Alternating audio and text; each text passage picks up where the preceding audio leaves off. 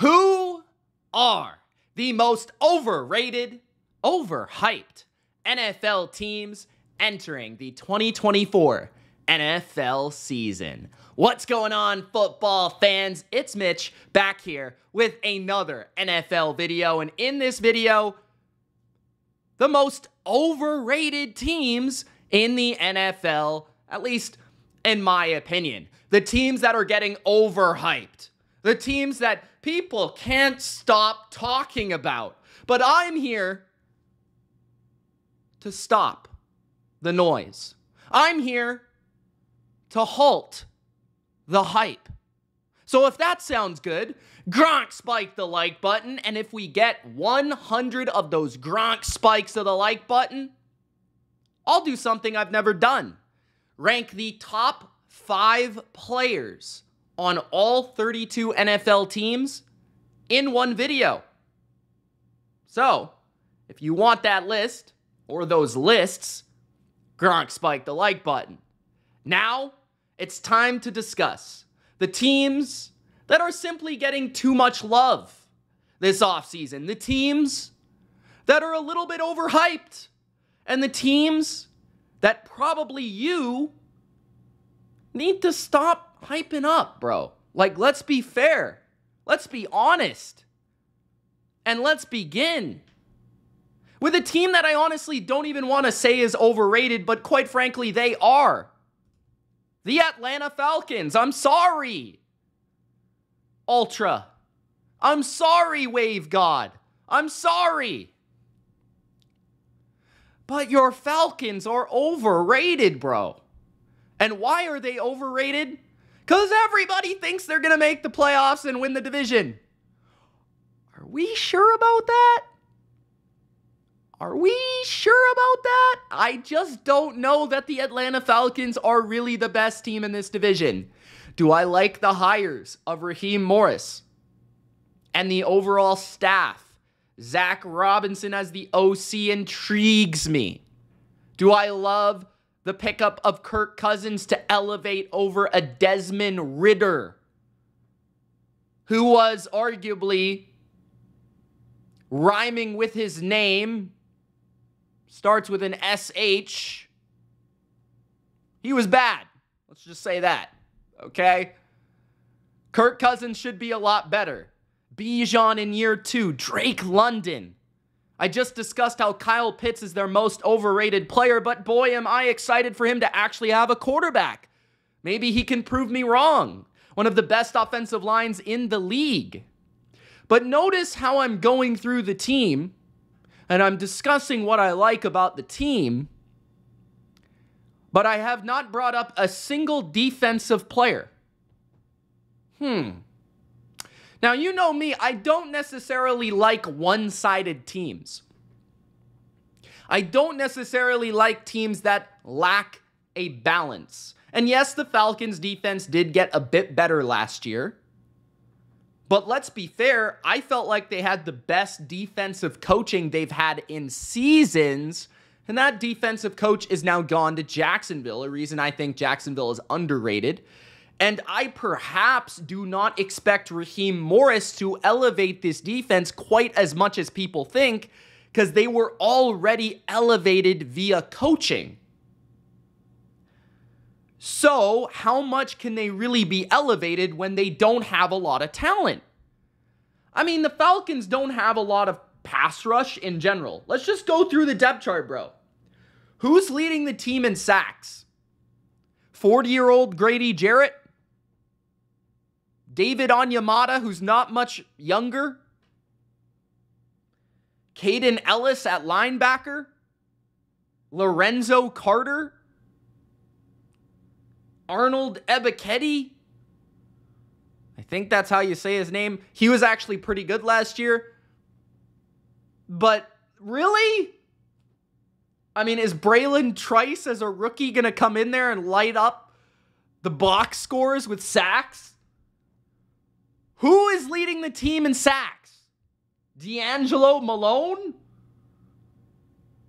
Zach Harrison? I mean, come on.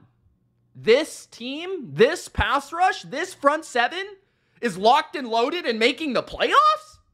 Playoffs? I just hope we can win a damn game. I hope that Kirk Cousins can stay healthy the whole year. I hope that the Falcons can have consistent and entertaining quarterback play. That's what I hope for more than the playoffs. Yeah, Bijan, I hope he does well because I want him on a lot of my fantasy teams. But until I actually draft him, we will say that that might not happen yet, okay? Darnell Mooney, I like that pickup. Again, notice how I'm talking about the offense. But here's the thing with the offense. You're relying on an older quarterback in Kirk Cousins whose peak in the NFL, peak, has been divisional round. The peak of the Atlanta Falcons, the height, the ceiling of the Atlanta Falcons in 2024 is they win a playoff game. That is the ceiling. Anything more than that, you're smoking. Smoking. Something. I don't know what, but something. Okay? Because Cousins, even on the best of rosters, the best of teams he's ever been on, and I like Kirk Cousins. You know that. He's never been past the divisional round. This defense is not going to get him any further than he's ever been. This season for the Falcons is being thought of in their organization, not just by the public, not just by Atlanta fans, not just by the ESPNs of the world. A lot of people think they're going to make the playoffs. A lot of people think they're going to win the division. They might do that. But this is really just a stepping stone season in reality. In reality, they get to the playoffs, but where are they really going? The secondary is not much better than the front seven. I love Jesse Bates. He's a stud. AJ Terrell is a very good player. But besides that, I don't really know what you got. D. Elford? I forgot he was still in the NFL. Clark Phillips? Antonio Hamilton, who couldn't even be good on the Cardinals? Kevin King is still in the NFL? Mike Hughes is still in the NFL? This is who you were relying on to cover Chris Olave, Mike Evans, Chris Godwin? Yeah, I don't even know if they could cover Adam Thielen. I don't know, bro. I am not a fan of the defense. I'm not a fan of the front office, and I don't trust them to make any sort of adjustments. And you have to be somewhat timid about the older quarterback that has always had a capped ceiling coming off an Achilles injury being your reason for optimism and hope. Because the Bucs are still there. And the Bucs could arguably still have the best quarterback in this division and still arguably the best offense in the division, and they have a very good defensive coach, and they have multiple defensive studs like Vita Vea, like Antoine Winfield, like Levante David. They have more of a defense than Atlanta does. New Orleans has more of a defense than Atlanta does, and they're a mess offensively, but they still do have some talent.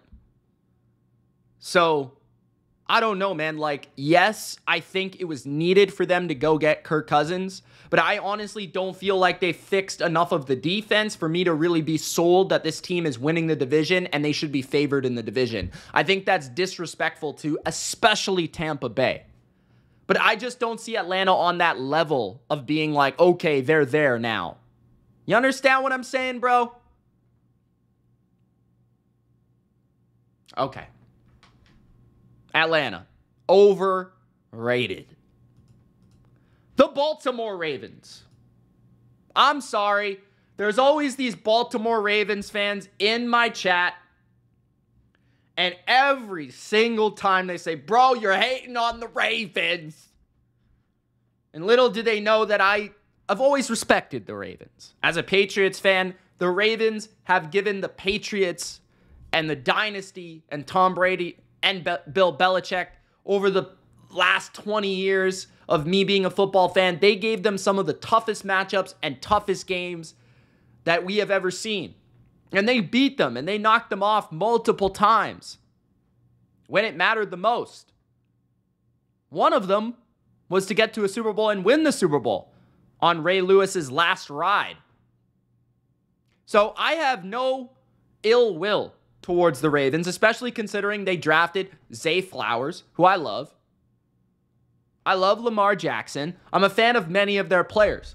But let's be honest about the 2024 Baltimore Ravens. Their ceiling this year is probably what they did last year. Because I don't see them winning the Super Bowl this season.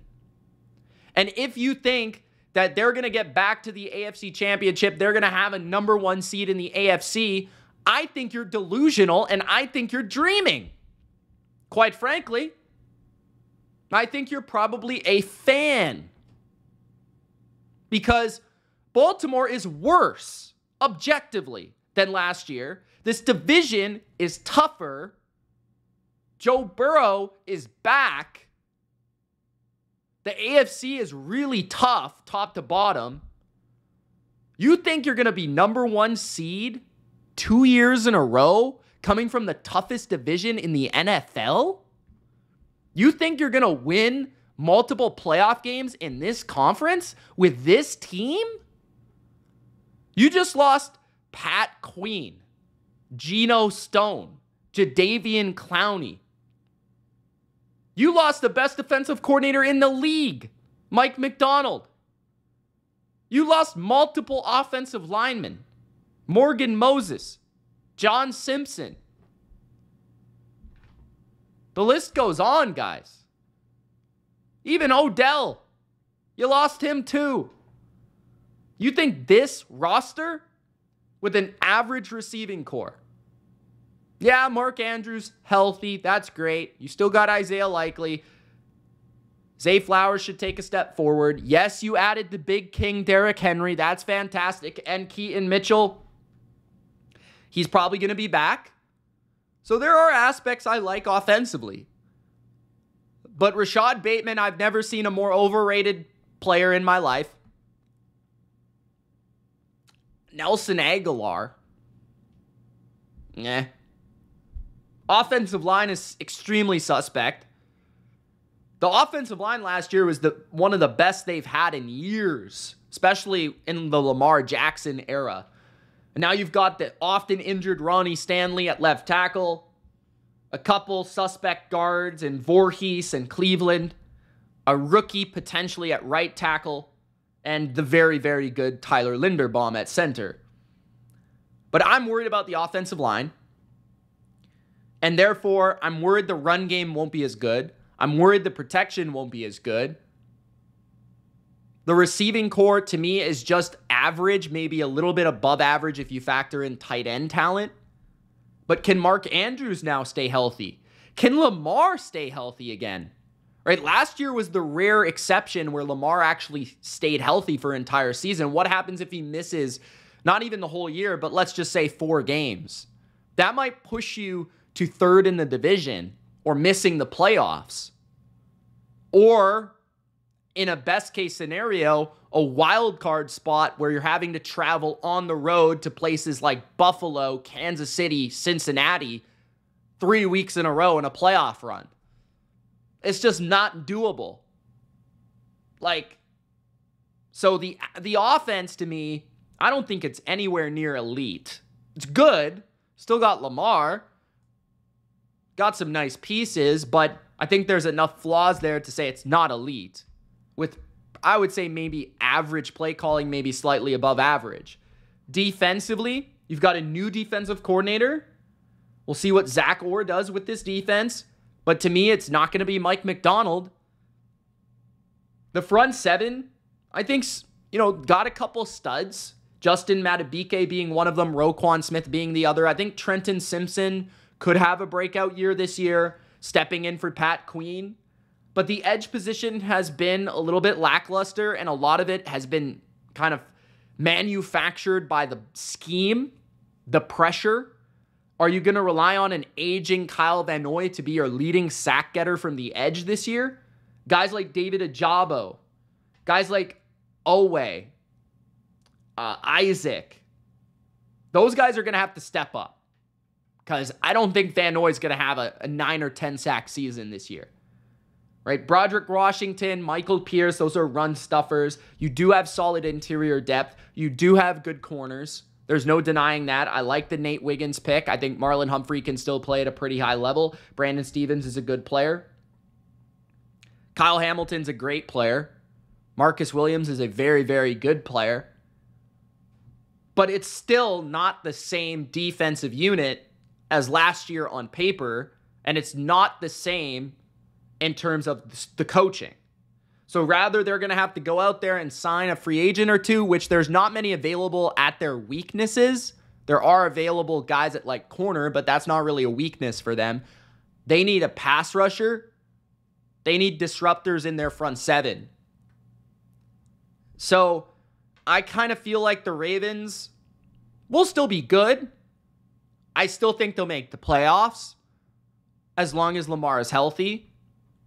But I just don't see how you could really be factoring them into winning the AFC, being the number 1 seed in the AFC, winning the Super Bowl. There are many people that have them in their top 2 or 3 in their power rankings, and I just don't see it. I see about 3 or 4 teams in the conference that are better than the Ravens. That's just me, though, and that's why I have them as an overrated team. Next up, the Chicago Bears. The Chicago Bears are overrated, but not yet necessarily. There has been a bit of steam for the Bears. That little post-draft hype that we got from Caleb Williams, Keenan Allen, right? Their draft pick, first round, Rome Odunze, getting those guys in that first round. And then the big pickups that they made this offseason with Kevin Byard, Keenan Allen, DeAndre Swift, big ticket items, right? Big names that everybody knows, even casual NFL fans. So that's where Chicago begins the steam and begins the hype. But now they've been announced to have hard knocks. And oftentimes there's a hard knocks curse. And it's not necessarily because, they're on hard knocks and it gets distracting and blah, blah, blah, blah, blah. It's more because everybody steams that team to the moon. Everybody watches Hard Knocks and they're like, oh, the Bears are sick. You see that 4th receiver they got and he's unreal. They can't guard him. And they make some storyline about like the 8th corner on the depth chart and then everybody knows who their 8th corner is. So people are just more aware of who's on their team. So now they start to hype them up. They start to bet on them. They start to pick all their players in fantasy. They start to steam their players up. And not only that, you've got a potentially generational quarterback. You've got potentially, that first overall pick hype. You've got the first overall pick plus first round receiver hype, plus Keenan Allen, plus DJ Moore, plus, all these things, right? And those are positives, don't get me wrong. But it's also leading to hype, like overrated city. Like people are going to pick them to go to the playoffs on the regular. That is already happening, folks. And I just don't think that's going to happen. So that's where I place them in the overrated. Now, what's overrated about them specifically? I think first, as I've mentioned already, expecting Caleb Williams to be some wizard from day one is just too much. He's a rookie. He's not going to be CJ Stroud last year. It's just not going to happen. Yes, he has great supporting cast. I think the scheme is average. I think the offensive line, there's things I like about it. I think that Tevin Jenkins, Nate Davis, Darnell Wright, there's pieces there that I think could work for them, but still I need to see it before I believe it with Chicago's offensive line and consistency there. I think DeAndre Swift is just overrated in general. I think that Keenan Allen is aging. So I wonder, is he going to be on the field? Is he going to be healthy? If he is healthy, is he still the same guy? And then, Rome Odunze is a rookie. There's just a lot of pressure to put on rookies. There's a lot of pressure to put on Caleb to be the savior. They have not had a good quarterback in Chicago since Sid Luckman. It's been a long time. Okay? Defensively, you got to wonder if they're going to live up to the hype in terms of how they finished last year, are they going to be that same unit? Because last year, they outperformed expectations far and beyond and finished the year as a very good defense. But the thing is, you look at this unit on paper and you say, well, the front isn't great. Montez Sweat is very good. Andrew Billings is solid. DeMarcus Walker is fine. Like Dravon Dexter, second-round pick from last year. Zach Pickens, third-round pick from last year. Jacob Martin, all role players in my opinion. Nothing special. Tremaine Edmonds and TJ Edwards is a pretty awesome combo at linebacker. Edwards played really well last year for them. Jalen Johnson is awesome. Jaquan Brisker is very good. Is Kevin Byard washed? That's certainly a question to ask. Tariq Stevenson has been hit and miss. Kyler Gordon has been hit and miss. So to me, they went on a wicked run there at the end of the year defensively, but they also played a lot of weak quarterbacks, a lot of weak offenses, and kind of inflated their stats because of it. So I kind of wonder if this team is just going to be what I kind of believe it's going to be.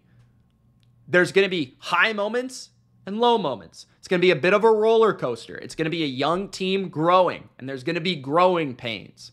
And that's going to come with the quarterback play. I think the defense is going to be a little bit more inconsistent than people would expect. And I think overall the offense is just going to have good games, probably dip games, good games, dip games. So I see Chicago more in that 7 to 9 win range, where maybe if everything goes right, they squeak into the playoffs.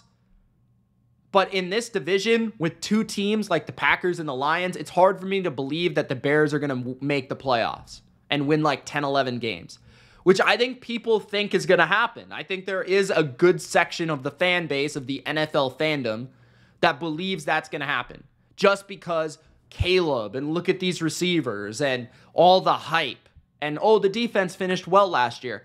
Those logically make sense. But not everything is going to align the way that you would think, especially with a rookie. So Chicago, to me, overrated right now, but will be more overrated come August. The Dallas Cowboys are certainly overrated, in my opinion. Now, the Cowboys are usually overrated. Last year was one of those weird years where they were actually being hated on. And I almost feel like with the Cowboys, it's often opposite. When they're, in my mind, gonna take a step forward and be better than people think, they're kind of not being talked about enough.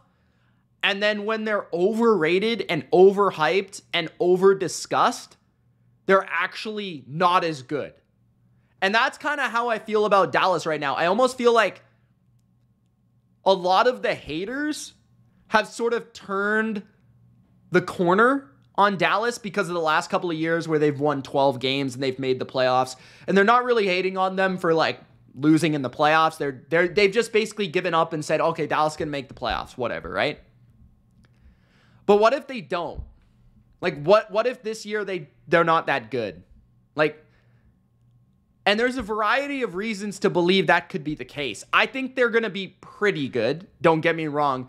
But I definitely think they're going to be worse than the last couple of years from a record perspective and from an overall ability team perspective. First of all, I think there's legitimate worry about Mike McCarthy and his control of the team and his ability to lead this team moving forward. I'm not saying that Mike McCarthy has done a poor job over the last couple of years. He's certainly done a good job. But I think for the first time in his career as a Cowboy coach, he is on the hot seat. Because Dallas could have fired him and hired Mike Vrabel or Bill Belichick, and they're still available right now. And so if Mike McCarthy is struggling early in the year or at any point, people are going to point fingers at him and say, get Belichick, get Vrabel, right? Those are two proven coaches that win and have won more recently even than Mike McCarthy. So in terms of playoff success. So Mike McCarthy has steered the ship well enough into the right direction to get it back on the right path. but he might not be the coach that Dallas Cowboys fans or anyone thinks can really take Dallas to that next step or next level. And they might have to get rid of him, which is also kind of disruptive to the team, disruptive to the flow of the team, the leadership of the team, and the ability to stay, in your vision straight ahead, right? Secondly, Dak Prescott had the best season of his career last year. Are we expecting that to happen 2 years in a row? Dak played the best football I've ever seen him play in his entire career last year. He lost Tyron Smith. He lost his center, Tyler Biadasz. He lost his running back, Tony Pollard. His receiving core is average. Are we expecting Dak Prescott to play superhuman football once again in 2024, where he was so good that many writers and analysts thought he was the second MVP getter in football? Better than Josh Allen, better than Patrick Mahomes, better than Brock Purdy, better than Tyreek Hill, Christian McCaffrey, better than all those candidates not named Lamar Jackson. People had him second in MVP voting. Is that going to happen again with the losses of the offensive line, where I'm a little bit worried about that talent of the offensive line, especially at tackle? Tyler Smith, if he's going to play left, then right's kind of suspect. Then, okay, who's playing left guard? Is it Tyler Guyton, the tackle from college? How's that going to work? How are they going to work this thing out on the offensive line? Is it TJ Bass playing guard? Zach Martin's getting older. Brandon Cooks is getting older. And he had moments with Dallas, but he didn't appear to be the same Brandon Cooks that I know and love. The receiving core, CeeDee Lamb and a lot of not else, right? Like, Jake Ferguson's a solid tight end, if not pretty good, but is he your number 2 or your high-end number 3? The running back situation, is Ezekiel Elliott at 4,000 years old as a backup running back on the 3rd worst team in the NFL last year going to be your starter for a legit offense? I don't know, man. Rico Dowdle, is he the dude? Defensively, you lost Dan Quinn, one of the best defensive coordinators in the league the last few years. Mike Zimmer comes back to the NFL. Does he still have his fastball? Will he help or hurt the defense? They still have the same issues. Linebacker is still a bit of a question mark. They brought in old man Eric Kendricks. They lost Stephon Gilmore at corner. You do wonder how that impacts their back end. They lost as well one of their safeties, Jerron Kearse. They don't have that same depth in the secondary, the same versatility that they used to have. Defensive tackle, Mozzie Smith was a bit of a bust last year. DeMarcus Lawrence is getting older. There's so many questions about this team and so many reasons to be a little bit concerned. The depth of the defensive line is not the same as it used to be. Even last year, they lost Dorrance Armstrong, Dante Fowler.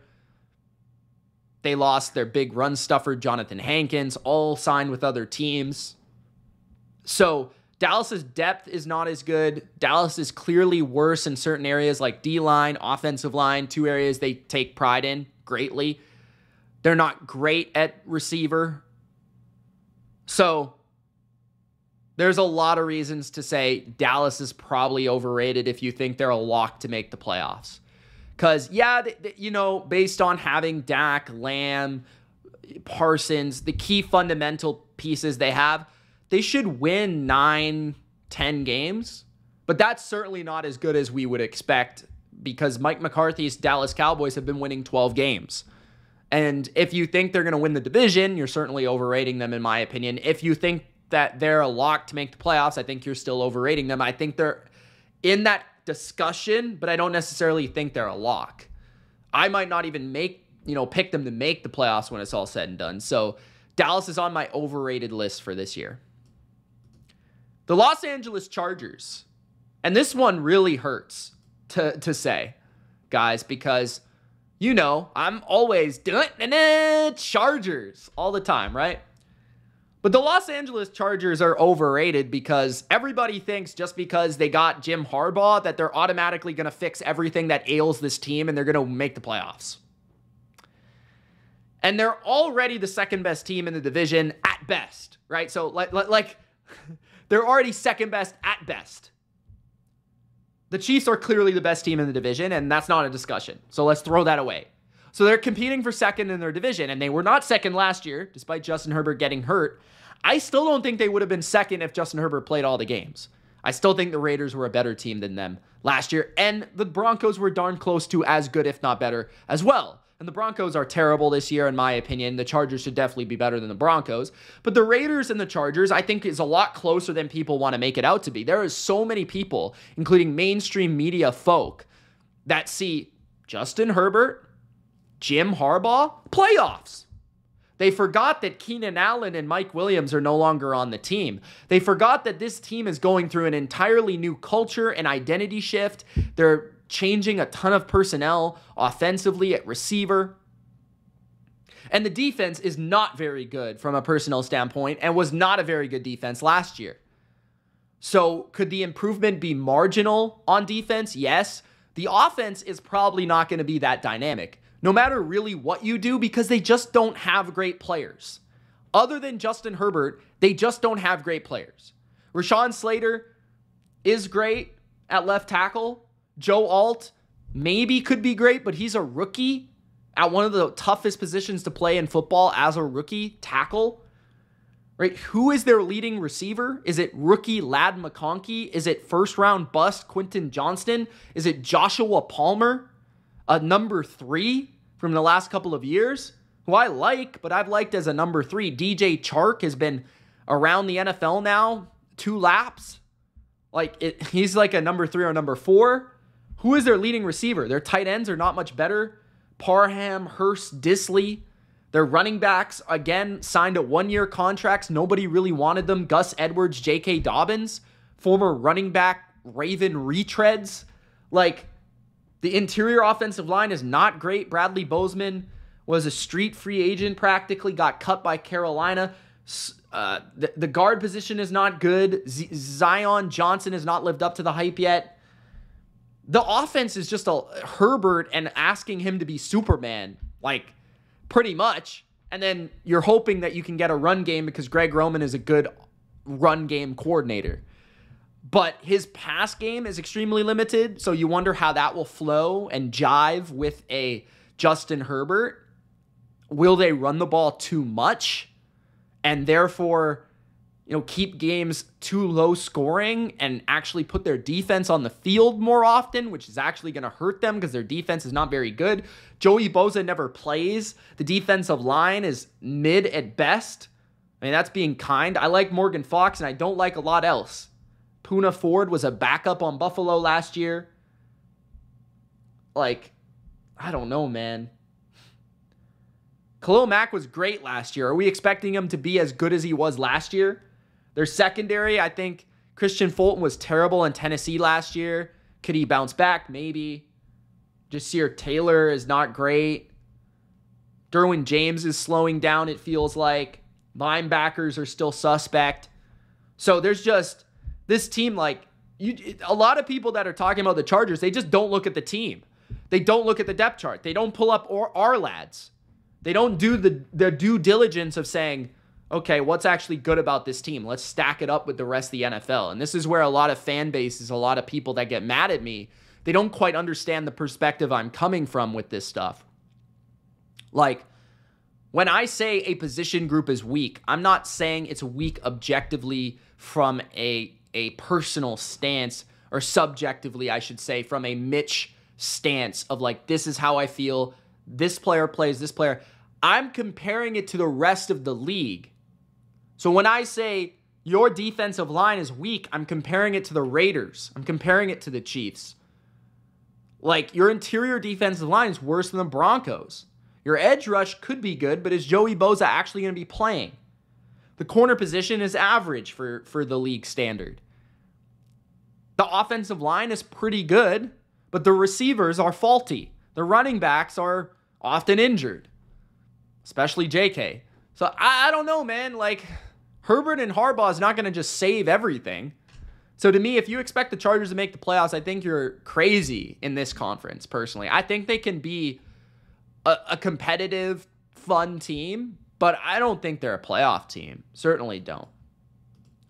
The Miami Dolphins seem like they make this list every year, and I almost feel bad at this point because I don't do it on purpose, but there's just something about how this Miami Dolphins team is orchestrated, constructed, that I just don't like.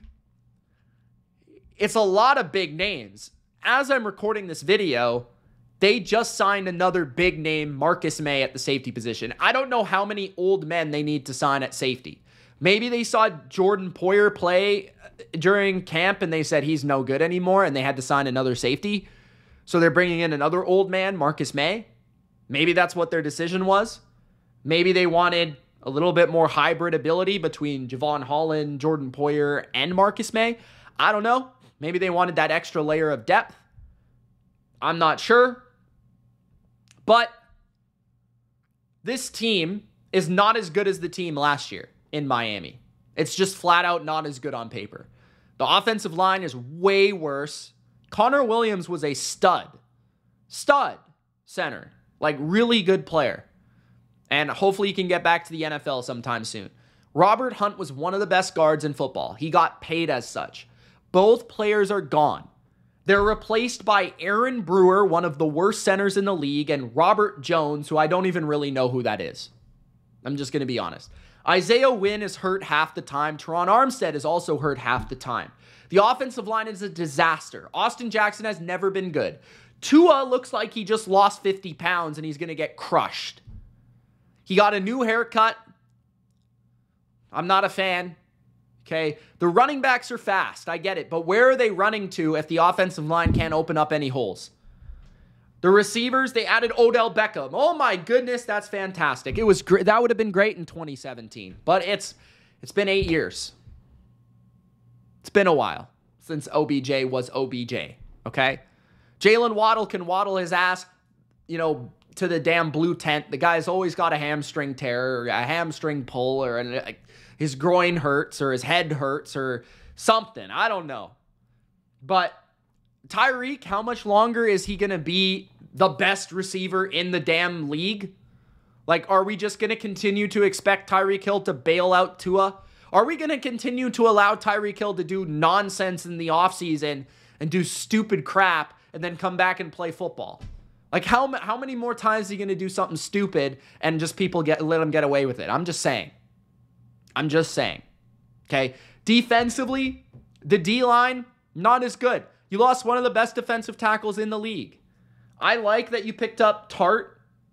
The rest of them are not great. Like, Zach Sealer is solid, pretty good player. Deshaun Hand is Neville Gallimore, I know who they are, but they're nothing special. Linebackers, I think you've got some good depth there. Jordan Brooks, David Long, Anthony Walker, all been pretty good players throughout their careers. Anthony Walker often gets injured. David Long often gets injured. I guess the plan is let's sign them to cheap contracts and hopefully one can play half the year and one can play the other half. Then talk about injuries. Bradley Chubb and Jalen Phillips are both coming off major injuries. So when are they going to come back and how good will they be when they come back? I think Shaq Barrett can help out. Chop Robinson is very, very raw. Will he be ready to play in terms of at a high level for them to start the year? I don't really think so, but at least you tried to address that. Kendall Fuller's good. Jalen Ramsey's still really good. Javon Holland's really good. Kohu's not bad. I like the secondary mostly. Cam Smith maybe could be pretty good, but it's like, okay, so you got an average quarterback. Your defense seemed to have issues with the coaching last year. Vic Fangio was the coach. I mean, how much better could the coaching really get? I don't know what happened there. And the D-line is not as good. The pass rush is injured. The O-line sucks. Tua is just like, I don't know, bro. I have a bad feeling about that guy. And then I just feel like there's a lot of names, but there's just not, it's not as good of a team as last year. I think that the areas, like, people are still putting them in the playoffs. People think they're going to win the division. People think they're better than Buffalo. I don't see that at all. I just don't. I don't know. I'm not even trying to hate. I just don't see it.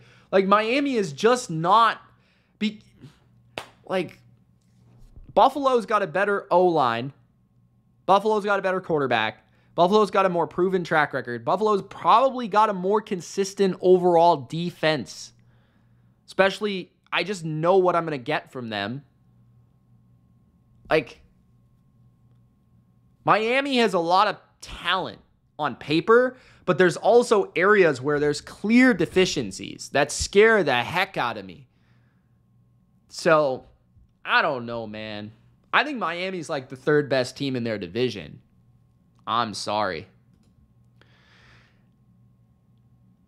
And the last team I want to discuss, I'm going to throw them into this video. I don't necessarily list them as overrated, but there is sort of an argument for them being overrated. And it's mostly from the backlash that I've received from their record prediction video, where a lot of their fan base feels that I'm highly underrating them. So I'm just going to counter. Okay, so the Los Angeles Rams. I didn't think I would be putting the Rams in this video, but I think there is a case for the Rams to be overrated this year. Because last year, nobody expected them to be any good.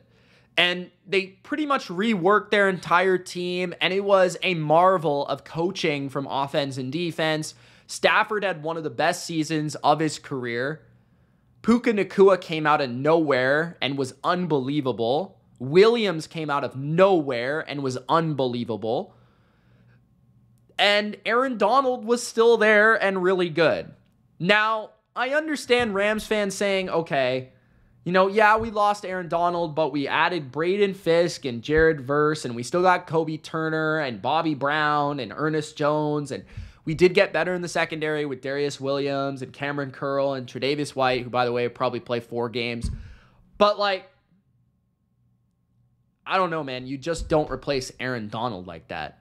Like, when I look at this defense, I think it's average at best, especially when you consider, what did you lose? You lost the 2 biggest pieces of your defense. You lost Aaron Donald and Raheem Morris, who's now a head coach, because of the artwork he put together with that defense with limited talent last year.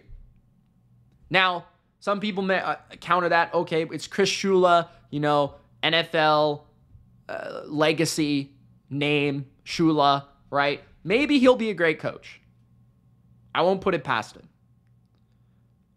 But I just see I see an average at best defense. They were not a great defense last year. How will these young players play without the demanding force that is Aaron Donald? Every team game planned for Aaron Donald. Every team had to stop and slow down and block Aaron Donald. So now what happens when it changes? And now some of the tape is out there on some of these players that we can attack. So yeah, safety, Cameron Curl, Jordan Fuller, I think that's maybe a slight upgrade. Maybe. Right? Like, Fuller's been very good. Darius Williams is getting old. He was released for a reason. I still think he's solid. But is he a number 1 corner? Probably not. He's more of a 2. You don't really have a number 1 on this team.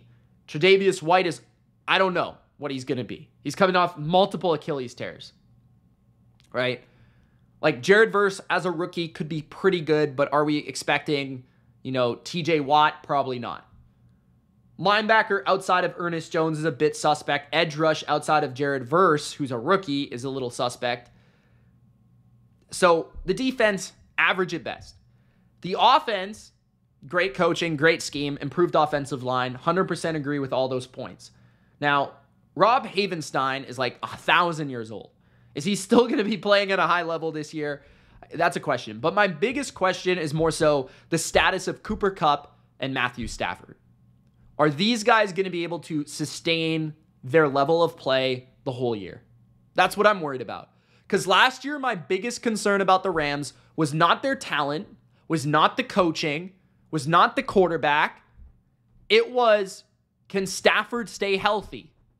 That was my biggest question. And he did for the most part.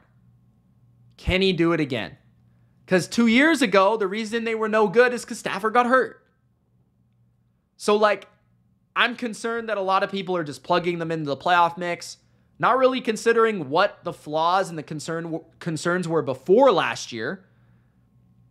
And they're not really taking those into account anymore, just because they had 1 year where everything came together in a beautiful fashion. But they've lost main components of what made that beautiful. And now teams kind of know, well, Cooper Kupp's slowing down a bit. Okay, we know who their running back is. We know who Puka is. We know, so how much longer can Stafford play at an elite level? So I'm not saying the Rams cannot make the playoffs or the Rams cannot make a wild card. But if you think the Rams are going to beat the Niners in this division, like not in a single game, but like in the division, win the division, if you think the Rams are an NFC contender, like some Rams fans have been saying, I don't see that. I think the defense is average at best, as I've been saying. The offense is very good on paper, but I worry that it won't quite click at the highest level all year. And that's something to do with age, with Kupp, with Stafford, and them slowing down a bit, where I've seen that happen the last couple of years. Kupp was not the same player last year. Stafford hurt 2 years ago, and I know that he gets hurt a lot. So the Rams, I just feel like, yeah, like 10 wins, that could happen. 9 wins, that could happen. 8 wins, that could happen. 11, maybe, could happen. But win 1-2 playoff games? Unlikely. Unlikely. So I throw the Rams in there because I think a lot of people will expect, oh, they were great last year and they had a lot of young players. But what if they don't exactly get better? They just kind of stay the same, or they're maybe a little bit worse because everything isn't as magical as last year. So that's my final point. Thanks, guys, for watching. It's Mitch. These are the most overrated teams in the NFL right now. Let me know if I missed one in the comment section below. And don't forget, 100 likes and I'll rank the top 5 players on all 32 NFL teams in one of the next videos. Thanks for watching. It's Mitch. Peace.